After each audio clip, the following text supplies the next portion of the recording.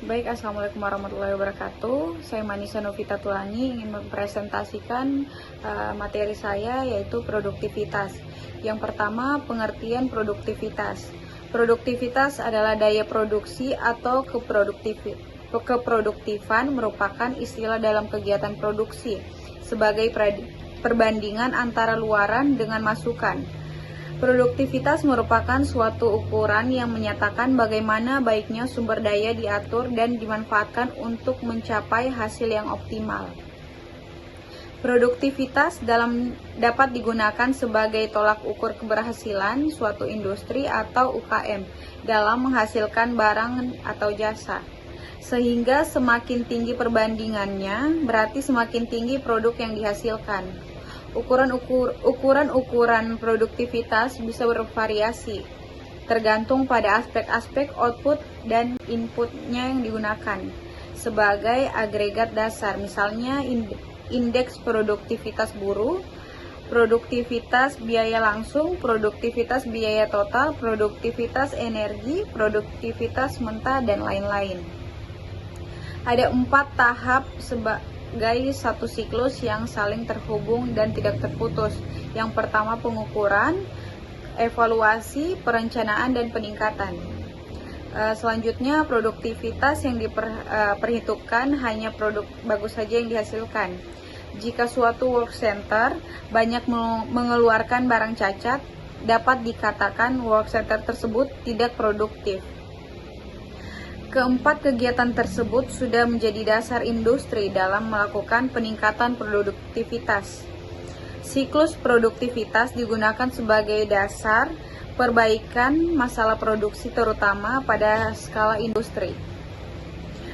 Beberapa permasalahan yang menyebabkan penurunan produktivitas perusahaan adalah tidak ada evaluasi produktivitas, keterlambatan pengambilan keputusan oleh manajemen, motivasi rendah dalam pekerjaan, serta perusahaan tidak mampu berkompetensi dan beradaptasi pada kemajuan teknologi dan informasi. Selanjutnya, tujuan pengukuran produktivitas. Pengukuran produktivitas ini memiliki beberapa tujuan tertentu, yaitu untuk melihat bagaimana perusahaan bisa beraktivitas dan bertahan serta menghasilkan keuntungan. Secara umum, tujuan pengukuran produktivitas adalah seperti berikut. Yang pertama, melakukan penilaian efisiensi sumber dayanya, menentukan jenis rasio mana yang digunakan dan diantaranya banyak macam produktivitas nilai. Mengorganisasi tujuan ekonomis dan non-ekonomis dari perusahaan dan menciptakan. Selanjutnya, cara meningkatkan produktivitas. Ada beberapa cara yang bisa Anda lakukan agar tetap produktif dalam menjalani kehidupan sehari-hari. Berikut cara meningkatkan produktivitas yang bisa dilakukan. Yang pertama, salah satu aspek penting dalam meningkatkan produktivitas adalah bekerja secara efisien. Tentukan prioritas yang membuat Anda tetap aktif dan mau bekerja keras. Yang kedua, meningkatkan produktivitas bukan berarti terus bekerja tanpa istirahat. Oleh karena itu, Anda perlu istirahat beberapa menit pada waktu yang tepat. Luangkan waktu untuk melakukan evaluasi terhadap pekerjaan yang sedang Anda lakukan. Yang ketiga, tentukan jadwal kerja yang realistis menggunakan kalender biasa atau elektronik. Dengan begitu, Anda akan termotivasi untuk bekerja lebih keras dan efisien. Selanjutnya, faktor yang mempengaruhi produktivitas. Yang pertama, faktor teknis. Faktor teknis adalah faktor yang meliputi penentuan lokasi, tata letak dan ukuran pabrik atau mesin produksi yang tepat, penggunaan mesin dan peralatan yang benar, teknis penelitian dan pengembangan, serta penerapan komputerisasi pada produksi yang bersangkutan. Jika perusahaan menggunakan teknologi terbaru dengan tepat, maka produktivitas akan semakin tinggi. Yang kedua, faktor produksi. Faktor produksi adalah faktor yang meliputi perencanaan, pengkoordinasian, dan pengendalian produksi. penggunaan bahan baku yang berkualitas baik, serta penyederhanaan dan standarisasi proses produksi.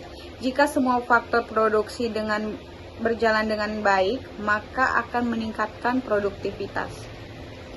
Yang ketiga, faktor organisasi. Faktor organisasi adalah faktor berkaitan dengan jenis organisasi yang digunakan, pendefinisian dengan jelas, otoritas dan tanggung jawab setiap individu dan departemen, serta pembagian kerja dan spesialitas terhadap pekerjaan yang dilakukan. Yang keempat, faktor personil. Faktor personil merupakan faktor yang secara langsung mempengaruhi produktivitas sebuah organisasi. Individu atau tenaga kerja yang tepat harus ditempatkan di posisi yang tepat pula. Tenaga kerja yang lulus seleksi harus diberi pelatihan dan pengembangan yang tepat, serta memberikan kondisi dan lingkungan kerja yang baik. Individu yang telah menjadi karyawan ini harus termotivasi dengan baik secara finansial maupun motivasi non-finansial.